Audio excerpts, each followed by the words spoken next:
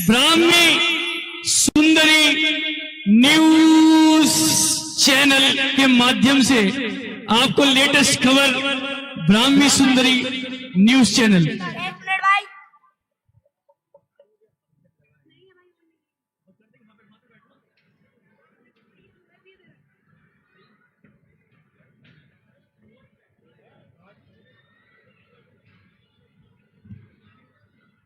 बस 2 मिनट में चालू हो रहा है, 2 मिनट में।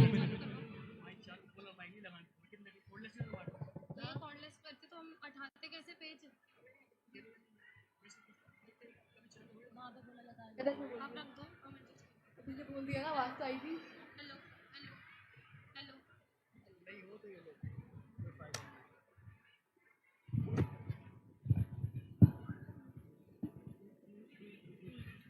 ब्राह्मी न्यूज चैनल में आप सभी का स्वागत है।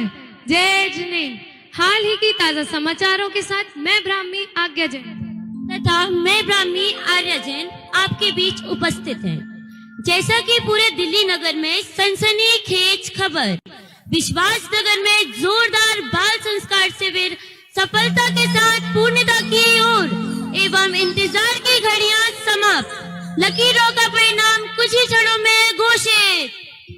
अखिल भारतीय जैन युवा फेडरेशन विश्वास नगर द्वारा आयोजित वीतराग विज्ञान बाल संस्कार शिक्षण शिविर अपनी पूरी भव्यता के साथ पिछले 7 दिनों से चल रहा है, जिसमें आदरणीय पंडित विपिन जी नागपुर द्वारा अत्यंत सरल व रोचक शैली में बंद से छूटने की प्रक्रिया बताई गई एवं बाल मनोविशेषज्ञ पंडित अच्युत कांजी शास्त्री ने बड़ी रोचक शैली में समय सारजी जैसे गूढ़ विषय को सरलता से समझाया एवं अन्य आमंत्रित विद्वानों द्वारा बाल शिक्षण कक्षाएं रोचक व मनोवैज्ञानिक तरीके से ली गई। इस शिविर के माध्यम से लगभग 1200 बालक बालिकाओं ने धार्मिक व नैतिक संस्कारों का ग्रहण किया। फेडरेशन के मुख्य परामर्शदाता श्री वज्रसेन जी अपने आंतरिक उद्गार व्यक्त करते हुए कहते हैं कि संस्कारित बच्चे हमारे देश, समाज व परिवार की एक अमूल्य निधि होते हैं, इसलिए उन्हें संस्कारित करने का हमें पूरा प्रयत्न करना चाहिए। जिन शासन की इस अभूतपूर्व प्रभावना के कार्य में फेडरेशन के महामंत्री आदरणीय नीरज जी जैन अपनी पूरी टीम के साथ विगत 1 माह से तन मन धन से समर्पित है और शिक्षार्थियों की उपलब्धियों को देखकर अत्यंत हर्षित है। बच्चे नित्य देव दर्शन तो कहीं जमीकन त्याग व अष्टमूल धारण आदि के नियम लेते जा रहे हैं और कहीं शरीर और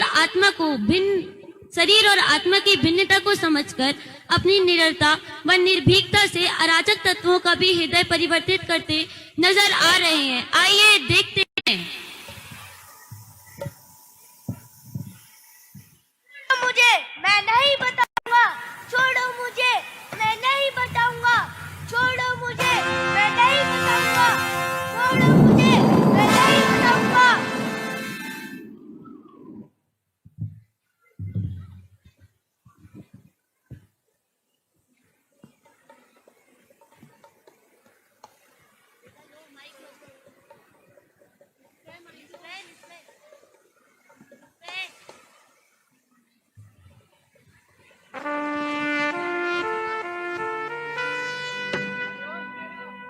बोलता है ये छोरा। सरदार मैं तो थक गया, ये अपने बाप का नाम बताने को राजी ही नहीं हो रहा। सरदार ये तो मन ही मन कोई मंत्र से रटे जा रहा है और अपने बाप का नाम बताने से साफ मना कर रहा है। अब इससे फोन नंबर कैसे पता करें? अरे नालायकों जल्दी करो, कुछ भी करके इसका फोन नंबर उगलवाओ। मालदार पार्टी दिखती है, पूरे 15-20 लाख वसूलेंगे इसके बाप से। सरदार हंटर में घूसों की मार लगाते हैं। अरे जल्लादो जल्दी करो, कहीं पुलिस को पता ना लग जाए। इसकी गर्दन पर बंदूक की नोक तान कर उगलवाओ। अरे ओ शाणे जल्दी कर, नंबर पता अपने बाप का, वरना मरने तैयार हो जा। मैंने कह दिया मैं नहीं बताऊंगा, नहीं बताऊंगा, नहीं बताऊंगा। तुम लोग गंदे हो। कैसे नहीं बताएगा? 2-4 लाते और घूसने पड़ेगी ना, अपने आप उगलेगा। गामा खोलो इसकी आंखों की पट्टी, यह भी देख ले कि हम इसे कैसे मारेंगे। चल बता अपनी आखिरी इच्छा। तुम मुझे मारोगे? लो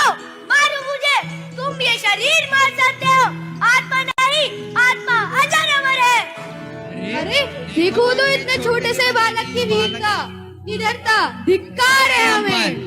सरदार देखो तो ये बालक क्या कह रहा है। वाह, ऐसे छोटे बालक की वीरता और निडरता से प्रभावित होकर आज से हम सब भी चोरी और डकैती का त्याग करते हैं। त्याग करते हैं। ये सब देखकर सभी आयोजक अपने श्रम को सफल मान रहे हैं। फेडरेशन के अध्यक्ष आदरणीय अरविंद जी इस संपूर्ण आयोजन की सफलता का श्रेय अपने साथियों को देते हुए जन साधारण से एक विनम्र अपील करते हैं कि जिन मंदिर हमारे संस्कारों की पाठशाला है और जीवन प्रयोगशाला, अतः यहाँ उपस्थित प्रत्येक जन प्रतिदिन जिन मंदिर जाने का संकल्प अवश्य ले। लकी ड्रॉ पुरस्कार वितरण करता श्रीमती पारुल जैन एवं श्री राजेश जैन पुष्पांजलि परिवार ने एक एक्सक्लूसिव इंटरव्यू में अपने विचार व्यक्त करते हुए कहा, आज हमारे समाज के पतन का मुख्य कारण संस्कारों की कमी है। सोने की चिड़िया व जगत गुरु कहा जाने वाला हमारा भारत आज क्या से क्या हो गया। जहाँ स्त्री को माँ की तरह पूजा जाता था, आज वही रोज एक नई घटना के साथ कभी श्रद्धा तो कभी साक्षी हैवानियत की शिकार हो रही है। अपने देश व अपने समाज की गरिमा के पुनर्गठन के लिए हमें सामूहिक व व्यक्तिगत रूप से चारित्रिक उत्थान में जागरूक होना पड़ेगा, जहां धर्म के व तत्व के गहरे संस्कारों के साथ साथ न्याय नीति के संस्कारों के साथ भी ध्यान देना होगा, क्योंकि न्याय नीति के बिना धर्म का जीवन में आना कदापि संभव नहीं है। न्याय नीति वश है तो धर्म गहना है। क्षमा, विनय, सरलता, दान, परोपकार, शील, सहिष्णुता आदि ऐसे गुण जो एक साधारण मानव को महामानव बना देते हैं। जिस प्रकार खान से निकला सोना ज्यों ज्यों संस्कारित होता जाता है त्यों त्यों अधिक मूल्यवान होता जाता है, उसी प्रकार मनुष्य भी ज्ञान चारित्र आदि के द्वारा संस्कारित होता जाता है, त्यों त्यों अधिक मूल्यवान होता जाता है। जैसे एक साधारण पाषाण संस्कारित किए जाने पर सुंदर आकर्षक पूज्य मूर्ति का रूप ले लेता है, जैसे पैरों के नीचे रौंदे जाने वाली मिट्टी संस्कारित होकर घड़ा बनकर किसी सुंदरी के सिर पर बैठ जाती है और कई प्यासों की प्यास बुझा देती है, उसी प्रकार एक साधारण सा बालक योग्य समय में उचित संस्कारों को पाकर महापुरुष बन जाता है। कहा भी है, मिट्टी बन जाती कलश, शिला बने भगवान, संस्कारों का महत्व है बालक मने महान। हमारी भारतीय संस्कृति, जैन संस्कृति व आध्यात्मिक संस्कृति को अब हमें सुरक्षित करना होगा, ऐसा आह्वान हमारे पुष्पांजलि परिवार। फेडरेशन के उत्साह व समर्पण को देखते हुए हमारे वरिष्ठ विद्वान आदरणीय डॉक्टर वीर सागर जी अत्यंत पुलकित हैं। वह गंभीरता पूर्वक जन साधारण को विचारने के लिए प्रेरित करते हैं कि संस्कार एक सतत चलने वाली प्रक्रिया है और इसमें माता पिता, गुरु, विद्यालय, शास्त्र आदि की महत्वपूर्ण भूमिका होती है। उत्तम संस्कारों का बीजारोपण वास्तव में गर्भ अवस्था से ही प्रारंभ हो जाता है। उसके बाद बाल्यावस्था संस्कारों के लिए सर्वाधिक उपयुक्त समय होता है, क्योंकि इस समय बालक का मन छल कपट आदि से रहित तथा मस्तिष्क अत्यंत कोमल व एकाग्र होता है। इस प्रकार बाल्य अवस्था में अच्छे संस्कार शीघ्रता से डाले जाते हैं, उसी प्रकार कुसंस्कारों का जन्म होता है, अतः उससे बचना अत्यंत आवश्यक है। लेकिन ध्यान दें, बच्चों में संस्कार डालना कोई बच्चों का खेल नहीं है। जैसा बालक देखता है वैसा ही सीखता है। स्वभाव से ही अनुकरण प्रिय इन बालकों को संस्कारित करने के लिए उनके माता पिता को संस्कारित होना अति आवश्यक है। बच्चों को केवल जन्म देने मात्र से कर्तव्य की इतिश्री नहीं हो जाती, क्योंकि जन्म तो कुत्ते बिल्ली भी देते हैं। जो माता पिता अपने बच्चों को संस्कारित करते हैं उनका जीवन धन्य है। आगामी कार्यक्रम के रूप में हम आपको ले चलते हैं उन इतिहास पुराणों की ओर, जहाँ संस्कारों की चमक से चमकते हुए महापुरुष आदर्श की स्थापना करते हैं। फिर चाहे वे कोटि भट्ट श्री बाल हो, दीवान अमर चंद हो, पंडित सदासुख दास जी हो, श्रीमद रायचंद जी हो, या भोला भाला अनपढ़ कौंडिस ग्वाला हो, अथवा नारी सुलभ गुणों से सुशोभित हमारी सतियां अंजना, चंदना, ब्राह्मी सुंदरी आदि हो, इनकी संक्षिप्त झलकियां दिखाने के लिए मैं हमारी स्थानीय संवाददाता ब्राह्मी वैदेही और ब्राह्मी स्वस्ति से संपर्क करती हूँ। हेलो, हाँ वैदेही जी, आपको हमारी आवाज आ रही है? Hello hello hello.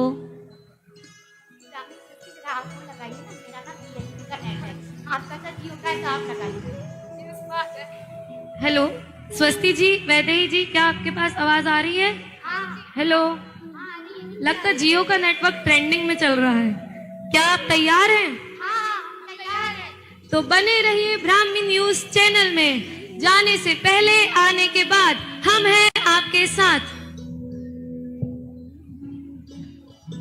क्या आप जानते हैं एक साधारण मानव महामानव कैसे बनता है?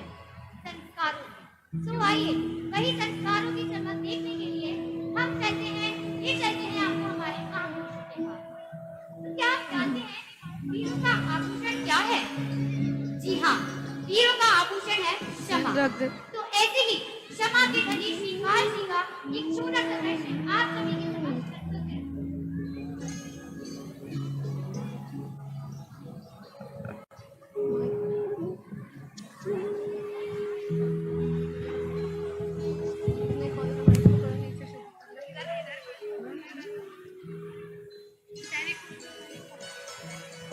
कुमार, मुझसे बहुत बड़ा अपराध हो गया है। शोभवश मैं पूर्ण रूप से सत्य का विचार नहीं कर सका और भारी भूल कर बैठा हूँ। मेरे इस अपराध को क्षमा करें। कोई बात नहीं महाराज, कोई बात नहीं। कोई बात नहीं? कैसे कोई बात नहीं?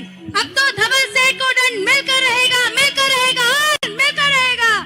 सैनिकों, जाओ शीघ्र धवल सेठ को हमारे सामने प्रस्तुत करो। लेके आओ।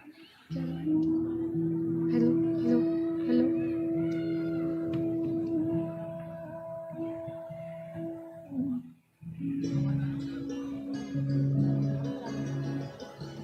हमने इस दुष्ट को दंड देने का निश्चय किया है।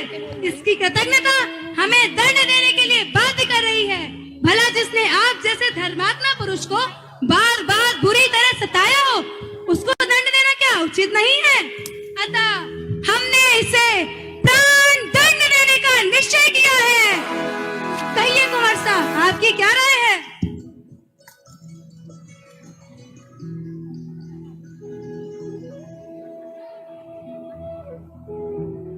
महाराज, मैंने इन्हें अपना धर्मपिता माना है, अतः मैं ऐसा कदापि नहीं चाहता कि इन्हें मेरी वजह से इतना कठोर दंड भोगना पड़े।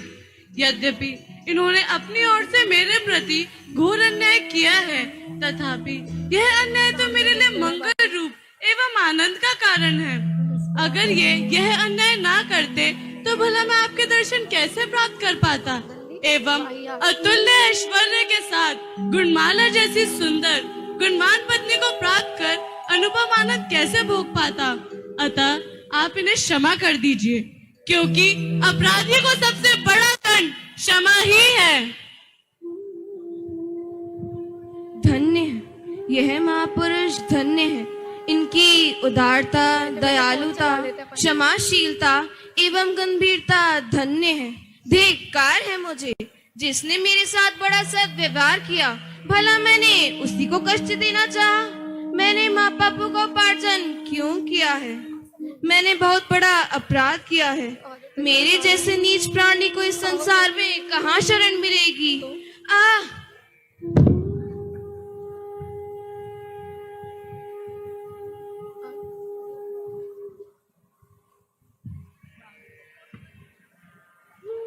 और धवल सेठ का वही अंत हो गया।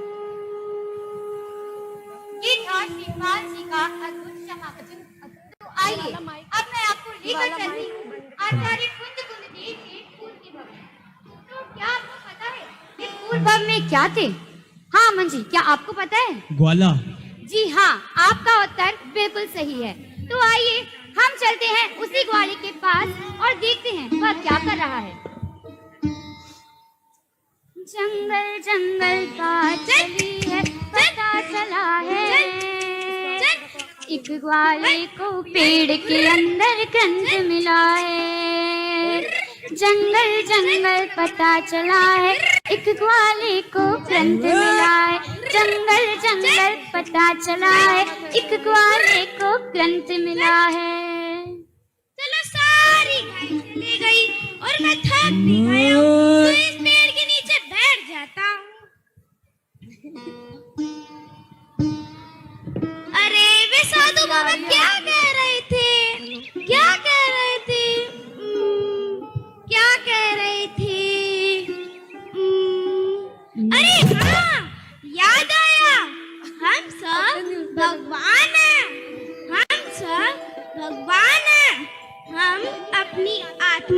जाने और उसी में ही रम जाए तो हम भगवान बन सकते हैं। अरे वाह, मतलब मैं भी भगवान बन सकता हूँ।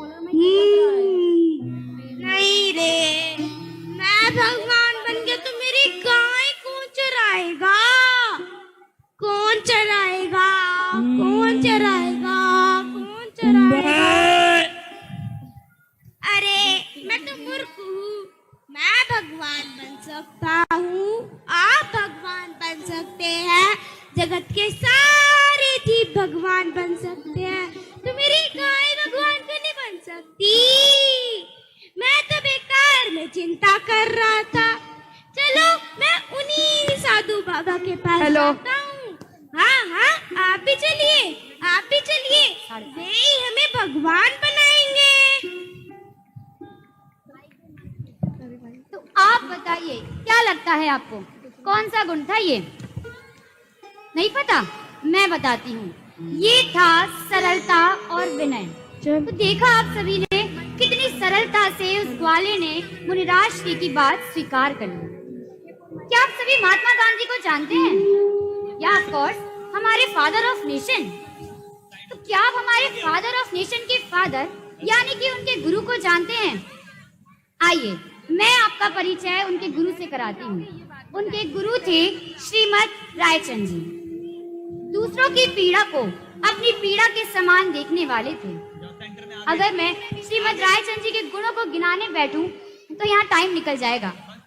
फिर भी मैं कहती हूँ कि वे बहुत ही अद्भुत व्यक्तित्व के थे और उन्हीं का एक छोटा सा प्रसंग लेकर हम आप सभी के समक्ष प्रस्तुत हुए हैं। रायचंद भाई, मुझे क्षमा करें। भाई जी, हमारे बीच हुए इस हीरे के सौदे को लेके मैं बहुत चिंतित हूँ। मेरा जो होना होगा सो हो जाएगा, लेकिन आप निश्चिंत रहिए, मैं बाजार भाव से आपका सौदा चुका दूंगा, आप चिंता ना करें। वाह भाई, मैं चिंता क्यों ना करूं? यदि तुम्हें सौदे की चिंता होती है तो मुझे भी तो होनी चाहिए। फिर हम दोनों की चिंता का मूल कारण तो यह कागज ही है ना। यदि मैं इसे ही फाड़ दूं तो हम दोनों की ही चिंता मिट जाएगी। लो, मैं अभी इसे फाड़ देता हूँ।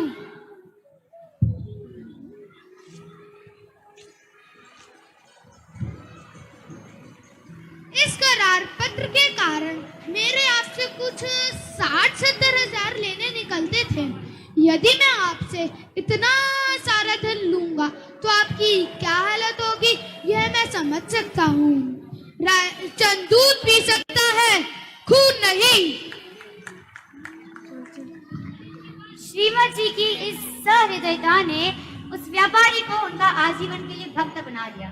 तो आइए अब हम देखते हैं संतोष व्यक्ति का एक अनुपम उदाहरण। आइए सदा दास जी का, आइए देखते हैं।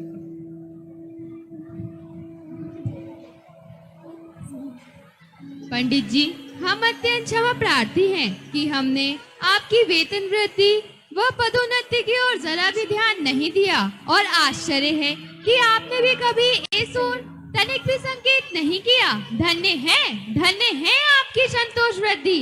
अब आप अपनी इच्छित वेतन वृद्धि करा सकते हैं। आप अपनी इच्छा व्यक्त कीजिए। हे राजन, यदि आप हमसे इतना ही प्रसन्न हैं, तो हमारी वेतन वृद्धि की ओर किंचित भी दृष्टि नहीं है। यदि आप हमें कुछ देना ही चाहते हैं तो आप हमारी सेवा के प्रतिदिन की समयावधि के घंटे आधे कर दें, जिससे मैं स्वाध्याय, पठन पाठन, लेखन तथा आत्म कल्याण हेतु चिंतन मनन में अधिक से अधिक समय लगा पाऊंगा। क्योंकि जितने कार्य की भावना रहती है उतना समय के भाव के कारण कर नहीं पाता। पंडित जी, हम आपकी संतोष वृत्ति व धर्म रुचि से अत्यंत प्रभावित हुए, अतः आपके वेतन में 2 गुनी वृद्धि करते हैं और समयावधि को भी आधी करते हैं। आप खूब पठन पाठन कीजिए।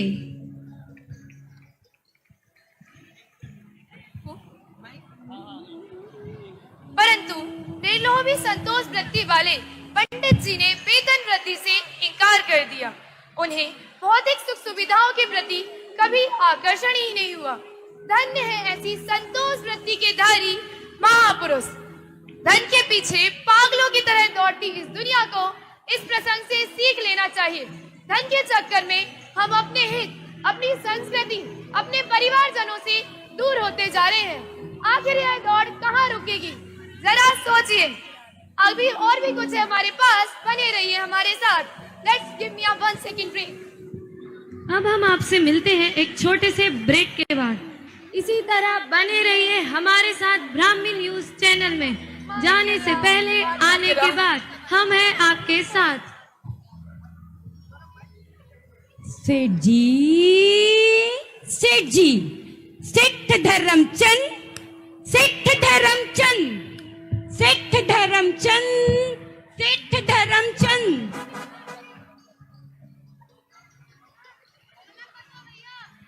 सेठ धर्मचंद, सेठ धर्मचंद, सेठ धर्मचंद, सेठ धर्मचंद, सेठ धर्मचंद, सेठ धर्मचंद।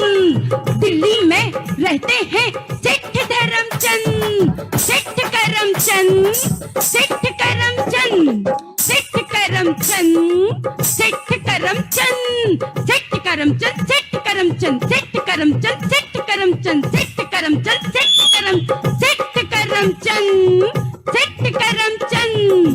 बम्बई से पधारे हैं सेठ करमचंद, सेठ धर्मचंद, सेठ करमचंद। जय जनेन, जय जनेन सेठ जी, जय जनेन, जय जनेन।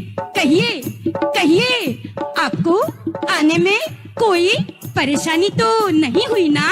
नहीं नहीं नहीं, कोई परेशानी नहीं हुई। मैं बहुत अच्छे से आ गया। अच्छा अच्छा अच्छा अच्छा। सेठ करमचंद, सेठ धर्मचंद, सेठानी, सेठानी, सेठानी, सेठानी, सेठानी, सेठानी, सेठानी, सेठानी, सेठानी, सेठानी, सेठानी। देखिए, ये मुंबई से हमारे मित्र हैं बचपन के, बम्बई से पधारे हैं। अपने बेटे के लिए हमारी बेटी को देखने आए हैं। सेठानी जी, जाइए, इनके जलपान की कुछ व्यवस्था कीजिए। जाती हूँ। अरे अरे अरे, रुकिए रुकिए सेठ जी, रुकिए रुकिए सेठ जी, इसकी कोई आवश्यकता नहीं है सेठ जी। मैं तो बस जल्दी में जाने वाला हूँ।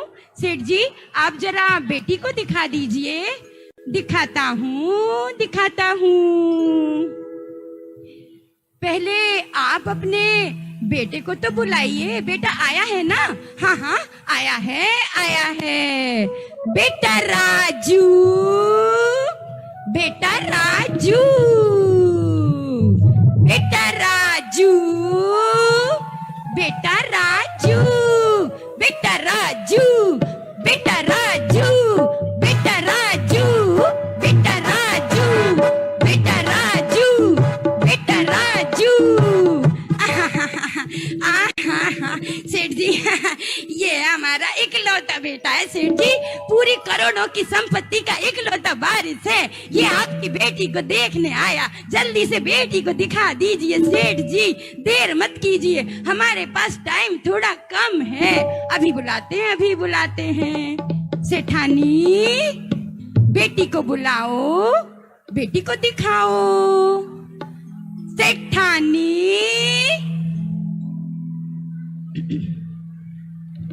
सेठानी, बेटी रानी, बेटी रानी, बेटी शोभा, बेटी शोभा, बेटी शोभा, बेटी शोभा, बेटी शोभा, बेटी शोभा।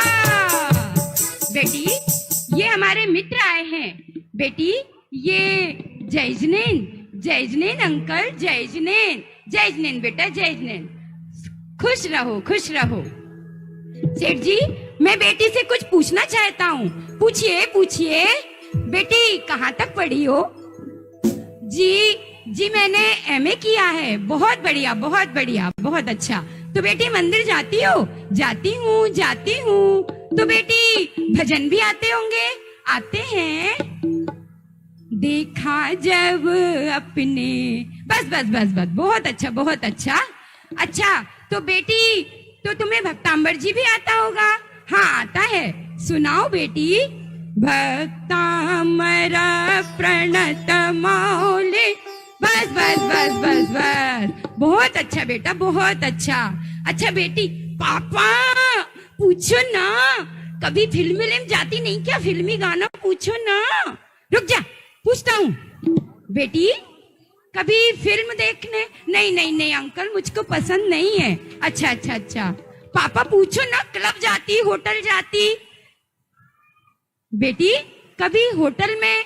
नहीं नहीं नहीं, पसंद नहीं पसंद नहीं। पापा मुझे ऐसी लड़की से शादी नहीं करना, पापा मुझे ऐसी लड़की से शादी नहीं करना।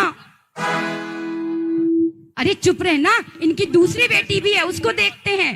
बेटी रानी, बेटी रानी, बेटी रानी, बेटी रानी, बेटी रानी, बेटी रानी। बेटा राजू, लड़की को देखो, लड़की को देखो, लड़की को देखो, लड़की को देखो। पापा बहुत अच्छी है, बहुत अच्छी है पापा, मैं इसी लड़की से शादी। अरे रुक तो जरा, पूछने तो दे, कुछ लेन देन की बात करने दे। हाँ हाँ पूछो पूछो पापा।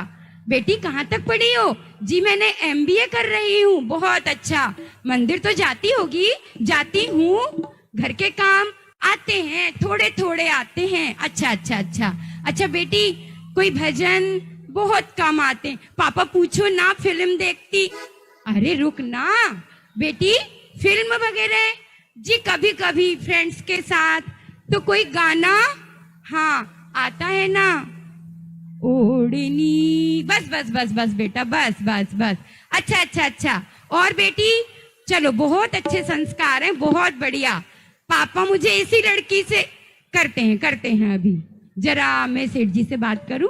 सेठ करमचंद, सेठ धर्मचंद, सेठ करमचंद, सेठ धर्मचंद। सेठ जी, आपने अपनी बेटियों को बड़े अच्छे संस्कार दिए हैं। जिस घर में जाएंगी उजाला करेंगी। हमें आपकी दूसरी बेटी बहुत पसंद है।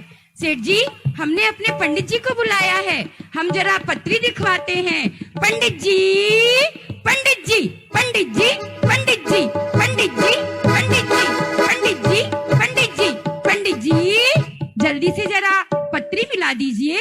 हम इनकी छोटी बेटी के साथ अपने बेटे। जी जी अभी मिलाता हूँ, रुकिए रुकिए सेठ जी। सेठ धर्मचंद, सेठ धर्मचंद, सेठ धर्मचंद, सेठ धर्मचंद। रुकिए सेठ जी, जरा मैं आपके बेटे से भी तो कुछ पूछूं। पूछिए पूछिए। इकलौता बेटा है, करोड़पति बाप का इकलौता बेटा है। हाँ हाँ वो तो ठीक है, जरा पूछ तो लूं। अच्छा बेटा राजू, बेटा राजू, बेटा राजू, बेटा राजू। बेटा कहाँ तक पढ़ाई की है? जी अंकल, वो मैं 10th में 3 बार फेल हो गया, तो आगे पढ़ाई नहीं कर पाया। कोई बात नहीं, कोई बात नहीं, करोड़पति बाप का इकलौता बेटा है, कोई बात नहीं। अच्छा बेटा मंदिर तो जाते होगे? जी नहीं अंकल, बहुत कम जा पाता हूँ, क्योंकि सुबह लेट उठता हूँ, फिर व्यस्त हो जाता। कोई बात नहीं, कोई बात नहीं।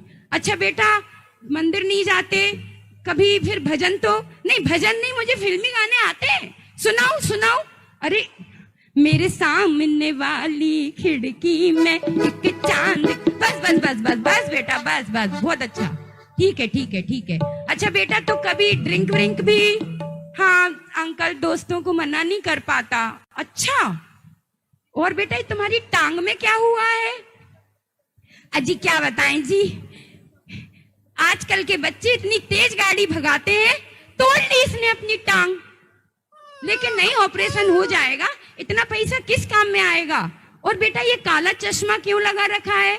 अरे क्या बताऊं अंकल, वो जब एक्सीडेंट हुआ ना, तो उसी में मेरी आंख भी चली गई थी, बाईं वाली। अच्छा अच्छा कोई बात नहीं, कोई बात नहीं। तो सेठ जी हम ये रिश्ता मंजूर समझे? पंडित जी, पंडित जी क्या कहती है पत्री? सेठ जी 36 में से पूरे 6 गुण मिल रहे हैं, कहो तो निकालू मुहूर्त। रुकिए रुकिए रुकिए। सेठ धर्मचंद, सेठ धर्मचंद, सेठ धर्मचंद, सेठ धर्मचंद। सेठ जी, जरा हम अपने परिवार से तो पूछ लें, इसके बाद हम आपको उत्तर देते हैं। सेठानी, सेठानी, बेटी से पूछो क्या यह रिश्ता पसंद है? बेटी रानी, बेटी रानी, बेटी रानी, बेटी क्या तुम्हें यह रिश्ता पसंद है? नहीं माँ, मुझे ये रिश्ता पसंद नहीं है। क्यों बेटा? धन है, संपत्ति है, ऐश्वर्य है, क्या कमी है? माँ, कैसी बातें कर रही हैं आप? क्या आपने देखा लड़के में कोई संस्कार नहीं है?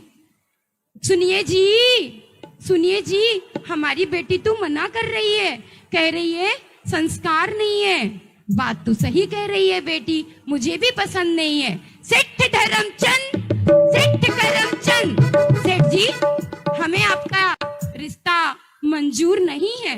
क्यों? क्यों? क्या हो गया? आप देखिए, बाद में पछताएंगे, ऐसा रिश्ता मिलेगा नहीं।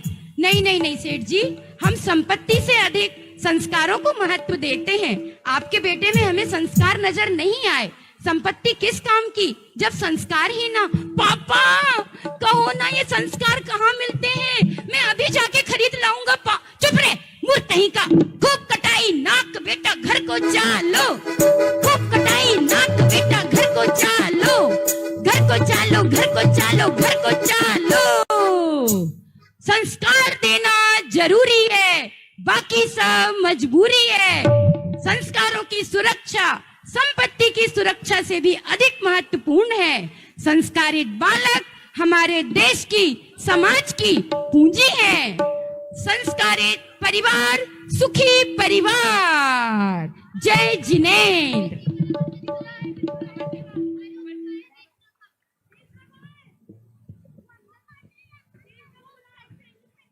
Welcome back. हम सभी देख रहे हैं संस्कारों की चमक। आइए चलते हैं पिंक सिटी जयपुर, जहाँ के दीवान अमरचंद जी दानवीरों में सर्वश्रेष्ठ, जिनके दान देने के तरीके भी इतने सुंदर कि दान जरूरतमंद की मदद भी हो जाए और उसके स्वाभिमान को ठेस भी न पहुंचे। आइए देखते हैं।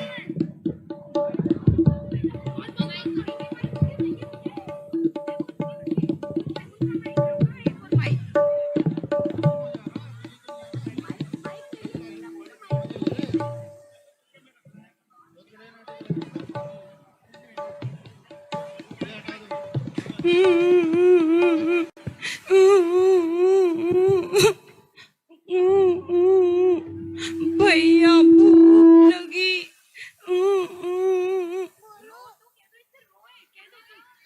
रो मत चंदा, रो मत, तू अभी पानी पी ले।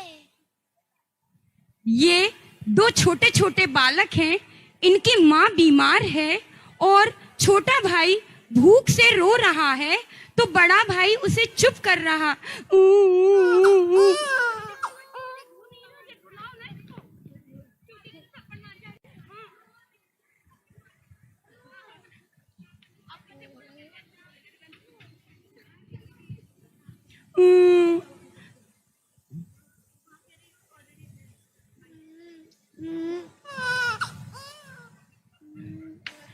पानी पी ले भैया, पानी पी ले। बहुत पानी पी लिया। चंदन, मैं अभी आता हूँ। कहाँ जा रहे हो भैया? तू रुक, मैं अभी आता हूँ। हाँ चलो चलो चलो, जाने दो उसको। क्या करूँ, क्या करूँ? भैया को भूख लगी, मम्मी बीमार है, क्या करूँ? भीख मांगू? नहीं नहीं, भीख नहीं मांगूंगा। भीख मांगना अच्छी बात नहीं है। फिर क्या करूँ? कुछ समझ नहीं आ रहा। क्या करूँ?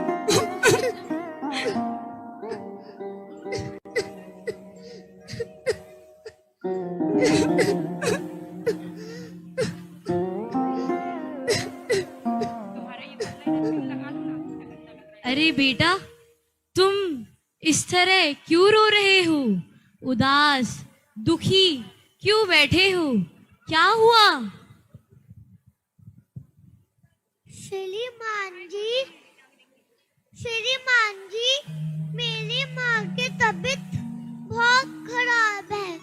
छोटे भाई ने 2 दिन से कुछ नहीं खाया है, वो भूख से परेशान है। मैं भीख नहीं मांगना चाहता, मैं छोटा भी हूँ तो कोई कहीं मुझे नौकरी भी नहीं देगा। समझ नहीं आ रहा मैं क्या करूँ। क्या तुम्हारे पिता उपचार नहीं कराते? जी, मेरे पिताजी का निधन हो चुका है। बेटा दुखी मत हो, ये कुछ रुपए रख लो।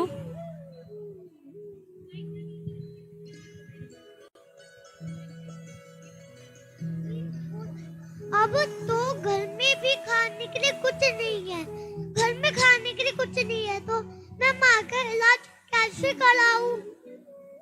माँ के अलावा माँ के अलावा हम दोनों भाइयों का इस दुनिया में कोई नहीं है। बेटा दुखी मत हो, ये कुछ रुपए रख लो। क्या इतने सारे पैसे मैं नहीं लूंगा। इससे माँ को औषधि व कुछ खाद्य सामग्री ले आओ। चिंता ना करो, सब ठीक हो जाएगा। बहुत बहुत बहुत धन्यवाद श्रीमान जी, बहुत बहुत धन्यवाद श्रीमान जी, बहुत बहुत धन्यवाद। और चंदन कुंदन बाजार से घर पहुंचा। भोजन सामग्री व वैद्य को लेकर वह बार घर पहुंचा। माँ को थोड़ा आराम मिला। फिर एक दिन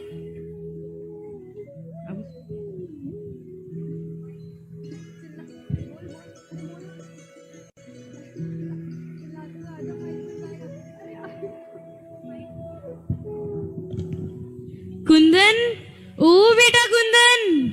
हाँ दादा, क्या बात है? देख भाई, बड़ी कठिनाई से तेरा घर ढूंढा है। देख, तेरे मामा ने गेहूं की बोरियां भिजवाई हैं, इन्हें रखवा लो। क्या मेरे मामा? मेरे तो कोई मामा नहीं है। अरे तेरी माँ जानती होंगी। और सुन, माँ से कहना इन्हें अच्छे से बीन ले। अच्छा, तो मैं चलता हूँ।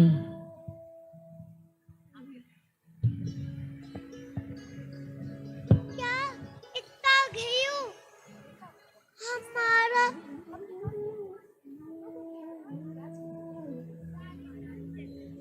हमारा तो दाढ़ी तोड़ मिट गया।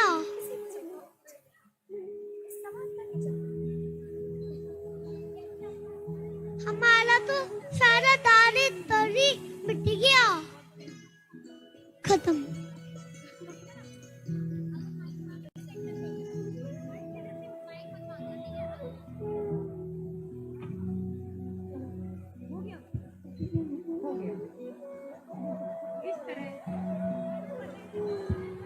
इस तरह दीवान जी चुपके से किसी की भी मदद कर दिया करते थे। ऐसे व्यक्तित्व के धनी थे हमारे दीवान अमरचंद जी। चंदन कुंदन दोनों भाई उनके इस आत्मीय व्यवहार से बड़े तृप्त और प्रसन्न हो जाते हैं। उनकी माँ भी बड़ी खुश हो जाती हैं। आइए देखते हैं हम अगले दृश्य में। किस तरह दीवान जी अपने आत्मीय गुणों से लोगों के हृदय पर राज किया करते थे। आज पुरुषों के साथ कंधे से कंधे मिलाकर चलने वाली महिलाएं किसी भी क्षेत्र में पीछे नहीं है, लेकिन इस समानता के चक्कर में वह अपने नारी सुलभ गुण जैसे प्रेम, दया, क्षमा, सहनशीलता, सहजता आदि गुणों से दूर होती जा रही है। इसलिए आवश्यकता है हमारी सतियों को आइडियल बनाने की।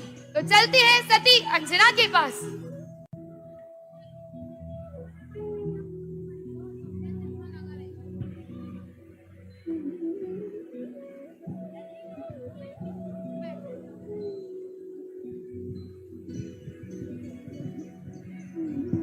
रे पापिनी, मेरा पुत्र तो तुझसे इतना विरक्त था, वह तो तेरी छाया तक देखना पसंद नहीं करता था, तेरी बात तक सुनना उसे पसंद नहीं थी, और तू कहती है कि वह तेरे महल में आया था। वह तो हमसे आज्ञा लेकर रणभूमि में गया था, फिर वह तेरे महल में कैसे आ गया? बता कुलक्षणी, यह पाप कार्य तूने किसके साथ किया है?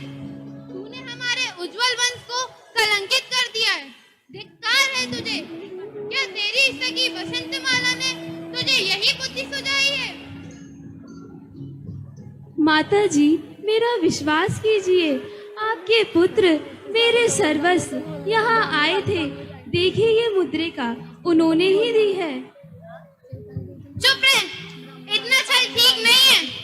सैनिक, जी महारानी। जाओ और इस दुष्टा को इसकी सखी के साथ राजभवन के बाहर छोड़ाओ। जैसी आपकी आज्ञा। अपमान व तिरस्कार मिला। घर व्यवहार को सहन करती हुई सखी अत्यंत अधीर होकर सोचती है, अब हम कहाँ जाएं? आइए देखते हैं वह क्या विचार कर रही है। हे बहन, तुम तो आत्मज्ञानी हो, तुम तो देव, शास्त्र, गुरु की परम भक्त हो, पवित्र आत्मा हो, पतिव्रता हो। तुम्हारे ऊपर यह संकट अब ज्यादा देर तक नहीं रहेगा। अतः हे सखी, तुम धैर्य रखो, हिम्मत रखो। तुम्हारे दुखों का अल्पकाल में ही अंत होगा। धर्मात्मा जीवों पर संकट ज्यादा समय तक नहीं रह सकता। हे सखी, यहाँ अपना कोई नहीं है। अपने वास्तविक माता, पिता एवं रक्षक तो देव, गुरु और धर्म ही है। सदा उन्हीं की शरण हो। यहाँ तो सभी पाषाण चित्त है। अब यहाँ हमारा वास संभव नहीं। चलो वन की ओर चले, जहाँ हमारे वीतरागी मुनिराज वास करते हैं। ऐसे वन में आत्म साधना हेतु हम निवास करेंगे।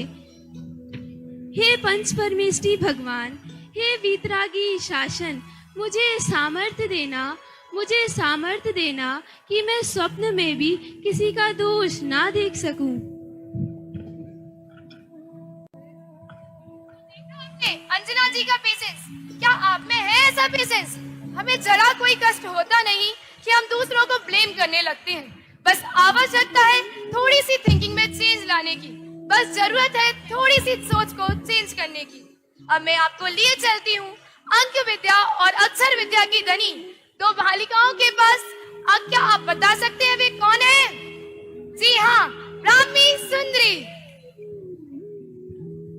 तो बहन, क्या विचार किया?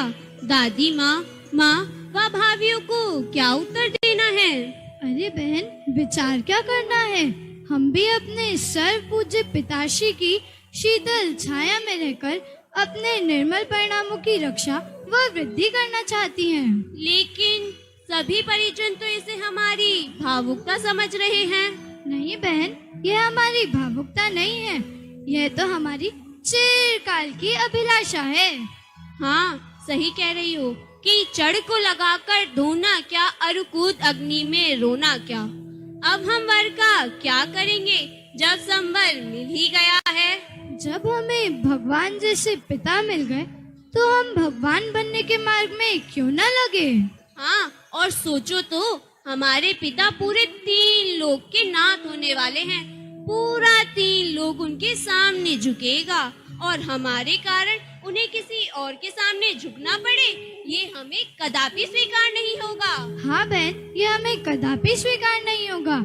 इसलिए हम दोनों आजीवन ब्रह्मचर्य व्रत अंगीकार करते हैं। धन्य है इन दोनों बहनों की बुद्धिमत्ता कि हमारे कारण हमारे पिता के सामने कोई सर ना झुकाए, इसलिए आजीवन ब्रह्मचर्य का व्रत ले लिया। आपको पता है, इन्हीं दोनों कन्याओं के नाम पर हमारी संस्था की नींव रखी गई। जी हाँ, ब्राह्मी सुंदरी विद्या निकेतन। इस प्रकार हमने इन महापुरुषों के द्वारा जीवन के संस्कारों की चमक देखी। यदि आप भी अपने बालक बालिकाओं को संस्कारों की चमक से चमकते हुए देखना चाहते हैं तो अवश्य भेजिए वीतराग विज्ञान पाठशाला में और ब्राह्मी सुंदरी विद्या निकेतन में। इस प्रकार आज के समाचार यही समाप्त होते हैं। जाने से पहले आने के बाद हम हैं आपके साथ।